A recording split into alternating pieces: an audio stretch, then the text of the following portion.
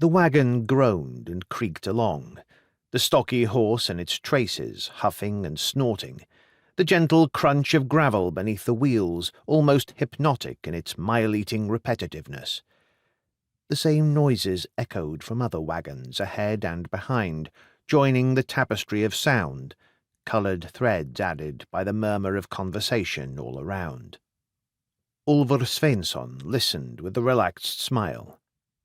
Before he'd left with the sea-wolf, he'd never been beyond the lands bordering the cold, dark sea of the north, where everyone spoke variations of a tongue and nothing was alien.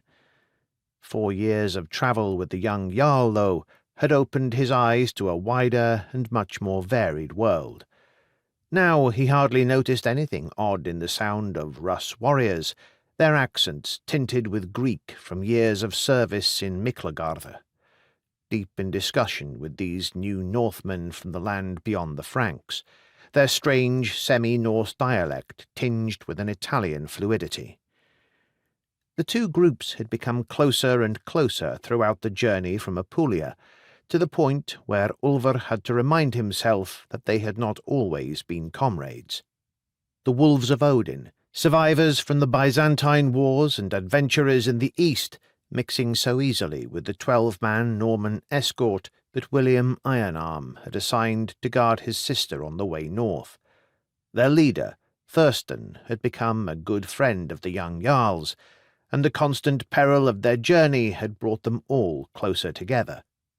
It would be almost a shame when they finally reached Ur, and the two groups went their separate ways.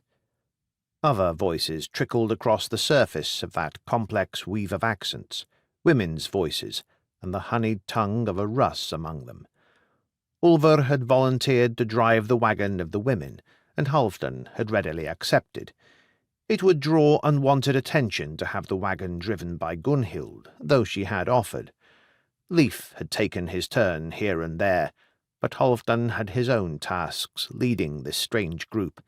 Ketil was too tall for the wagon seat. Any attempt to drive was horribly uncomfortable for the Icelandic beanpole, and no one trusted Bjorn near women, of course. Even if he didn't try for an occasional opportunistic grope, his sense of humour tended to horrify the fairer sex. And of course, with the oath Halfdan had given Ironarm to make sure that his sister reached her home, it had to be one of the wolves who took the responsibility. Hence, Ulfr.